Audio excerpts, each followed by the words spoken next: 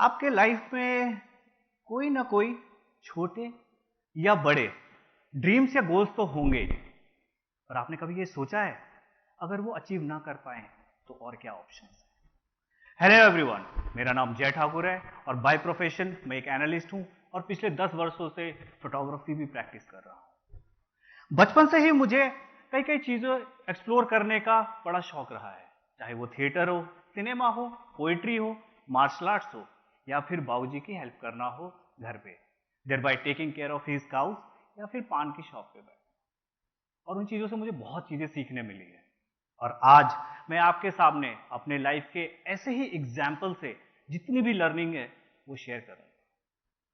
सन 2004 की बात है, मैं तकरीबन 16 वर्ष का था और एक छोटा सा सपना था मेरा कि दिल्ली जाऊंगा और दिल्ली यूनिवर्सिटी में एडमिशन लूंगा। मैं दिल्ली आ गया, बट किन्हीं कारणवश मुझे एडमिशन नहीं मिला और मैं बहुत दुखी हो गया। I was deeply dejected, but मैं हार नहीं माना। मुझे लगा मुझे यहीं रुकना चाहिए और अगले साल फिर अप्लाई करना चाहिए। खैर, उस वक्त मेरे बड़े भैया दिल्ली में ही रहते थे and he was working in small tissue making factory, but situation was not so good for him as well. एक छोटे से कमरे में रहते थे और ड्यूटी चले जाते थे, और जब वो ड्यूटी चले जाते थे तो मैं घर पे अकेला रहता था और सोचता था कि अब मेरा क्या होगा, मैं क्या करूं। तो खुद को एक्सप्लोर करने के लिए, दिल्ली देखने के लिए मैंने जॉब ढूंढना शुरू करा और पड़ोसी के घर से अखबार ले आता था और वहां देखता था कि आज क्या जॉब है। And hence I started initially doing odd jobs, thereby selling biscuits, membership cards, and that too in front of different markets, different cinema halls, colleges. But बहुत ही अनकंफर्टेबल सिचुएशन था मेरे लिए वो, और दिल्ली की गर्मी। बट कुछ ऐसी चीजें थी जो मुझे बिल्कुल पसंद नहीं आई। इस दौरान मुझे ऐसे शब्दों का सामना करना पड़ा, all because of my complexion and my accent. और उन चीजों ने मुझे ये सिखाया that I have to be very sensitive towards people I meet, I have to be very empathetic. और आज तक मैंने ये ठान लिया कि मैं अपने अंदर की इंसानियत जगा के रखूंगा और सबकी इज्जत करूंगा। भैया जब जॉब पे चले जाते थे, और ऐसा तो नहीं था कि मुझे रोज ही जॉब मिल जाती थी, तो मैं घर पे अकेला रहता था, खाली बैठता था। और टाइम पास करने के लिए मेरे पास ना टीवी ना कोई दोस्त हुआ करते थे। और सबसे बुरी बात मुझे ये लगती थी कि वहां एक शेयर्ड टॉयलेट था और जब अपनी बारी आती थी साफ करने, और मुझे हमेशा लगता था कि मैं ये करने तो यहां नहीं आया था। और इन चीजों से उभरने के लिए मैं नीचे चले जाता था, अपने भैया के दोस्त के सलून में गाने सुनता था। और हमारी गली के बाहर एक, मुझे अभी भी याद है, टीवी शॉप हुआ करता था। और चूंकि मुझे बचपन से ही क्रिकेट का बड़ा शौक रहा है तो मैं वहां क्रिकेट देखता था, रेस्पेक्टिव ऑफ द फैक्ट कि कितनी गर्मी है दिल्ली की, कितनी बारिश हो रही है या कितनी सर्दी है। मैं अपने लिए वो खुशी के लम्हे इकट्ठे कर लेता था। And that time I used to be self motivated, and those lines by Dwarika Prasad Maheshwari जो मैंने बचपन में पढ़ा था कि वीर तुम बढ़े चलो, धीर तुम बढ़े चलो, वीर तुम बढ़े चलो, धीर तुम बढ़े चलो, हमेशा ही मुझे मोटिवेटेड रखता था और एक अलग सी एनर्जी रहती थी। खैर, एक साल ऐसा ही गुजरा और सन 2005 में अंततः मुझे दिल्ली यूनिवर्सिटी में एडमिशन मिल गया। और दिल्ली यूनिवर्सिटी में एडमिशन लेते ही मुझे बहुत अच्छे अच्छे दोस्त मिले, उन्होंने काफी चीजें सिखाई and they accepted me the way I was,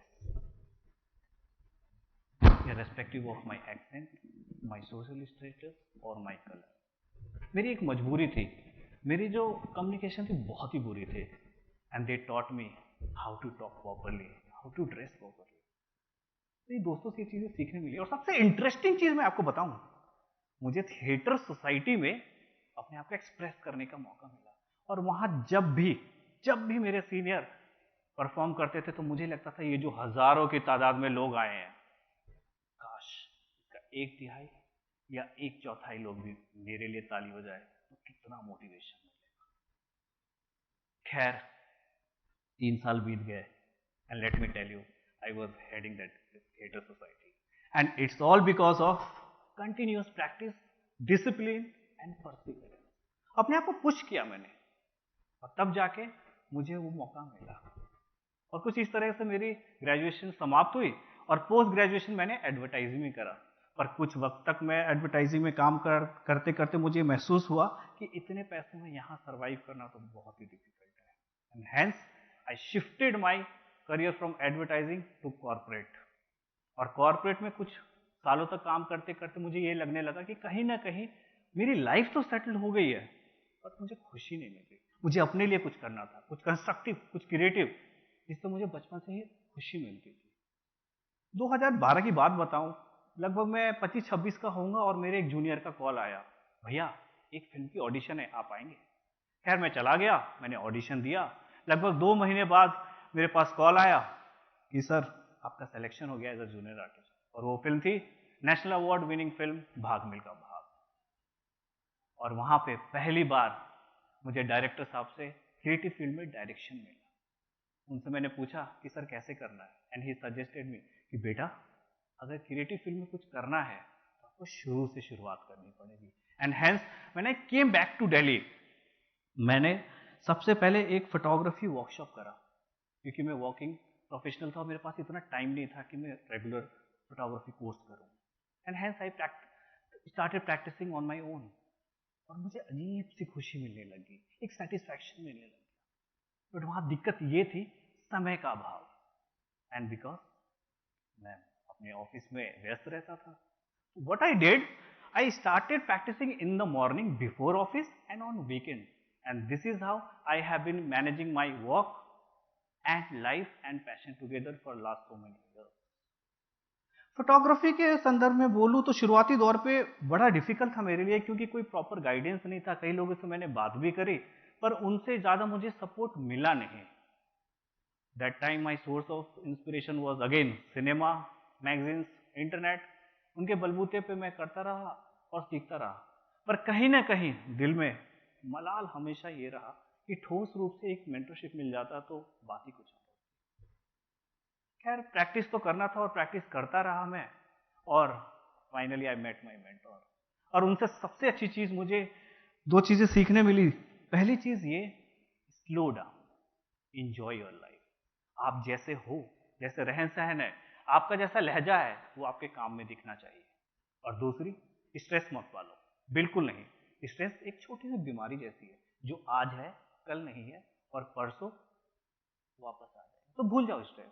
and these learning finally I inculcated in my photography, and hence for last so many years I have concentrated my work from making a beautiful images to meaningful work. And since 2016-17 I started getting recognition.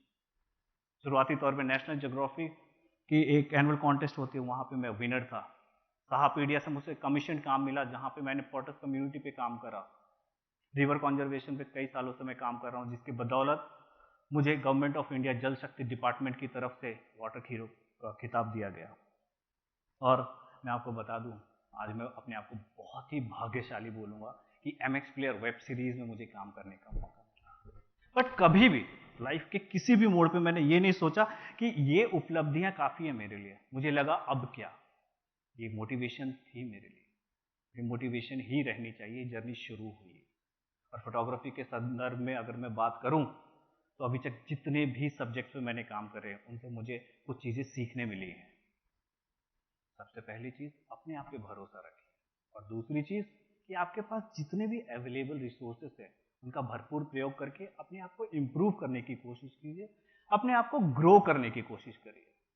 और यहाँ growth की बात आई है, तो मैं बता दूं, सन 2004 से लेके अभी तक के, B it financial, B it emotional, B it relationship, I have invested those 18 years of my life in these things, and I got the returns.